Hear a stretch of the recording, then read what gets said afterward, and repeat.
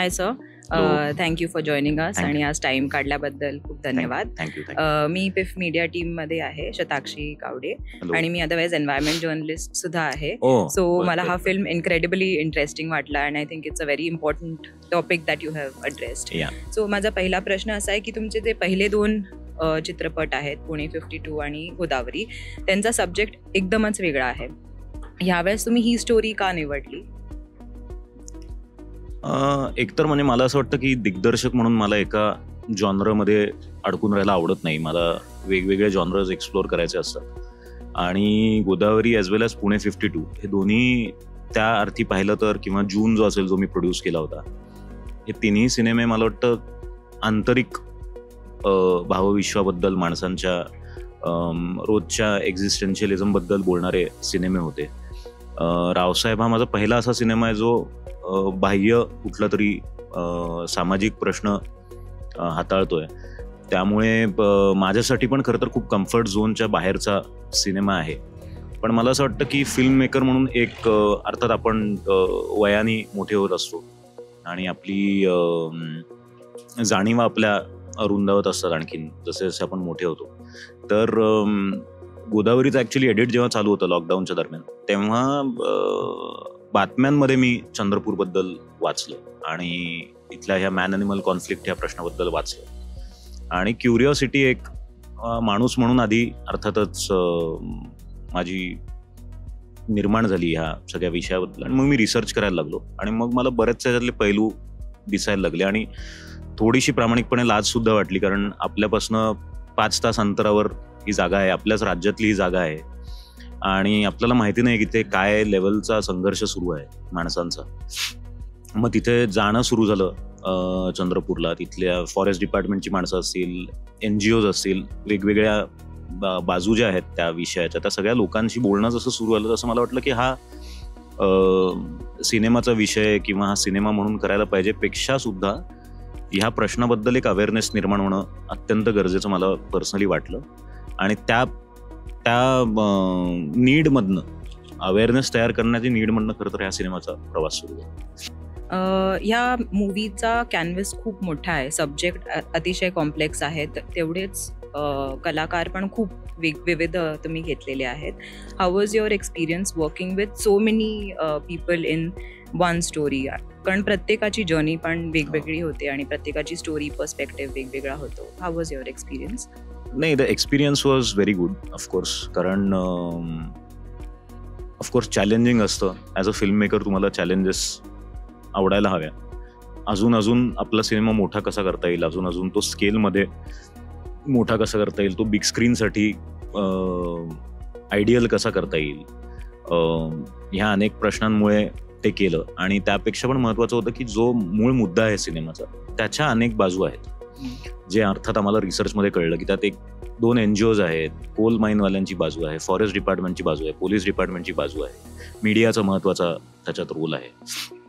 तर या सगळ्या बाजूंना, सगळे पर्स्पेक्टिव्ह अत्यंत ऑब्जेक्टिव्हली आणि आपण कुठली बाजू न घेता मांडणं, याच्यासाठी त्या प्रत्येक पॉईंट ऑफ व्ह्यूसाठी एक कॅरेक्टर असणं गरजेचं होतं.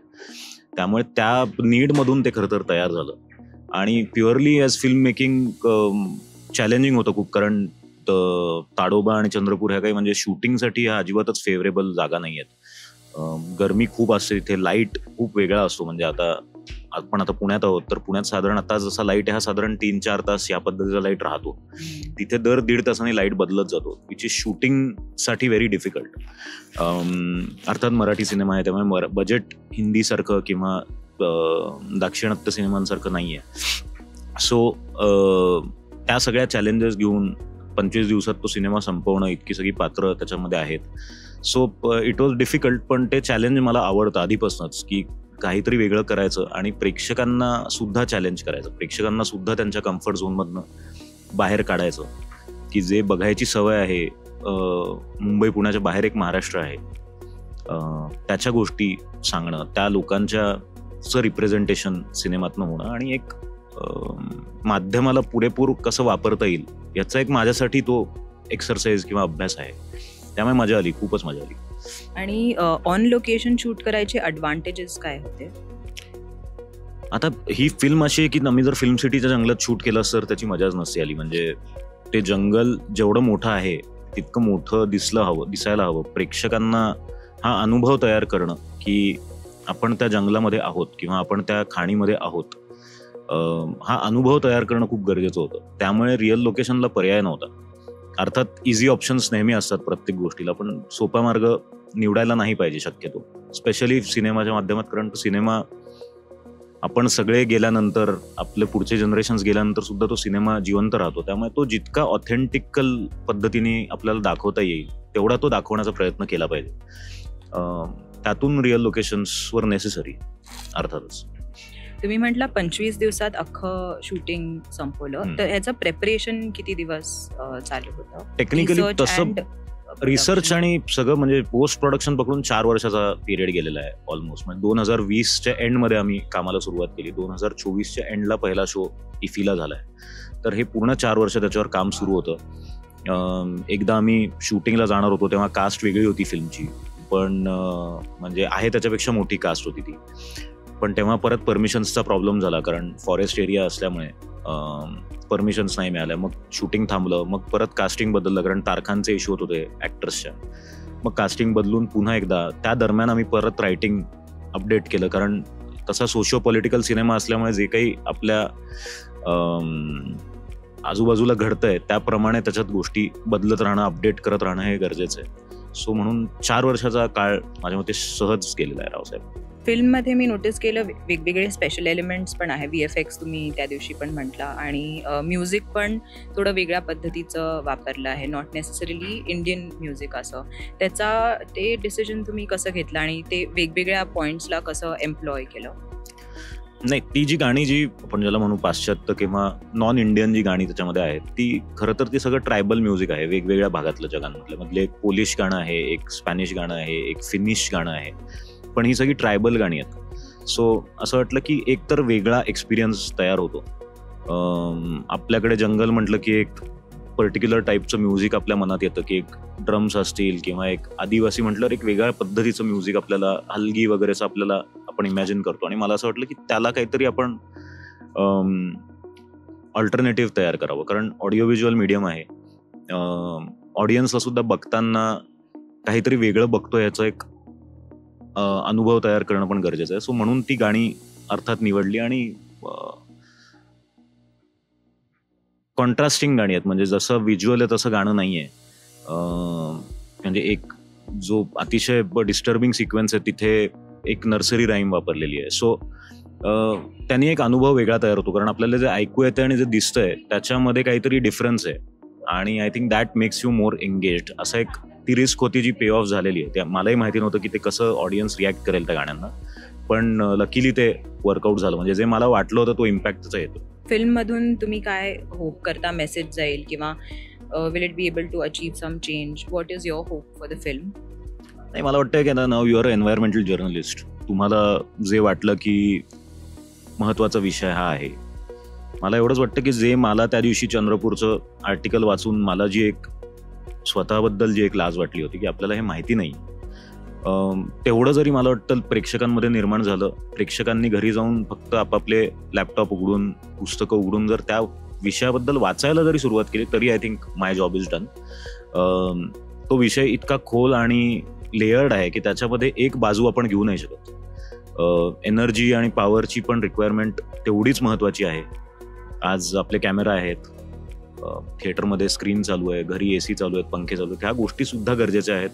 आणि जंगल जपणं, प्राण्यांच्या एक एन्व्हायरमेंटल बॅलन्स जपणं हे सुद्धा तेवढंच महत्त्वाचं आहे.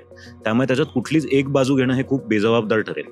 सो लोकांना अवेअरनेस निर्माण करून त्याबद्दल लोकांना माहिती असावं एवढंच त्याच्या मागचं इंटेन्शन आहे. आणि म्हणून त्याला आम्ही कुठेही डॉक्युमेंटरी झोनमध्ये नेलं नाही, त्याला आम्ही एक पर्सनल थ्रिलर झोनमध्येच ठेवली, कथा म्हणून, जॉनर म्हणून. त्याच्यात कुठेच आपण मेसेजिंग फोर्सफुली करायला गेलो नाही की तुम्ही हे नका करू किंवा ते नका करू, हे कारण हे इतकं सोपं उत्तर या प्रश्नाला नाही आहे. सो अवेअरनेस तयार करणं आणि आपापल्या दैनंदिन आयुष्यात आपण व्यस्त आहोत वेगवेगळ्या गोष्टींमध्ये, त्यातून आपण थोडा वेळ काढून आपण ज्या जगाचा भाग आहोत त्याच्या इतर एलिमेंट्सकडे सुद्धा आपण जर लक्ष देऊ शकलो तर मला वाटतं it will just be a better place for the future generations आपल्या. कारण आधी ज्ञान असलं पाहिजे, मगच आपण ऍक्शन करू शकतो. ज्ञान नसताना ऍक्शन जर केली तर त्या ऍक्शनचं नुकसानच जास्त होईल त्यांनी. So that's it actually. आणि finally how was your experience at PIFF? ऑडियन्सची रिॲक्शन कशी होती? तुम्हाला कसं वाटलं? नाही, आता पिफ तर म्हणजे घर आहे ऑलमोस्ट. म्हणजे माझ्या पहिल्या फिल्मपासून माझी प्रत्येक फिल्म पिफमध्ये आलेली आहे. अनायसे प्रत्येक वेळेस महाराष्ट्रातला पहिला शो हा पिफमध्ये झालेला आहे. सो आपल्या ऑडियन्सला तो सिनेमा बघायला मिळतो पहिल्यांदा, आणि त्यांचा जो फीडबॅक असतो तो खूपच मोलाचा असतो. इथे खूपच चांगला रिस्पॉन्स होता सिनेमाला, आणि आय होप ही माणसं बाहेर जाऊन आपापल्या अपटेस्टांना सांगतील की हा सिनेमा जेव्हा केव्हा रिलीज होईल तेव्हा बघा. त्यामुळे त्या अर्थी कमर्शियली जेव्हा फिल्म रिलीज होते तेव्हा सुद्धा पिफचा खूप फायदा होतोच आम्हाला. कारण वर्ड ऑफ माउथची सुरुवात इथेच होते, जी जनरली शुक्रवारी होते, ती पिफमुळे आत्तापासून त्याचा वर्ड ऑफ माउथ, जर लोकांना सिनेमा आवडला तर ते सांगू लागतात आजूबाजूच्यांना. सो चांगलाच अनुभव आहे, खूपच चांगला अनुभव आहे पिफचा. फिल्मच्या कमर्शियल रिलीजचा काय प्लॅन आहे? आत्ता जून जुलै असं एक साधारण विचार चालू आहे. सिनेमा हिंदी मध्ये सुद्धा डब करून रिलीज करावा असं बऱ्याच लोकांचं मत आहे ज्यांनी पाहिलंय. सो त्याच्यासाठी आमचे प्रयत्न सुरू आहेत की हिंदी आणि तमिळमध्ये तो डब करून रिलीज करता येईल का. त्यामुळे त्याची नीट माहिती काढणं की ते कसं अचीव्ह करायचं. त्यामुळे ह्या सगळ्या गोष्टींना थोडा वेळ लागेल, पण जून जुलैचा आम्ही आता विचार करतो. Thank you so much sir.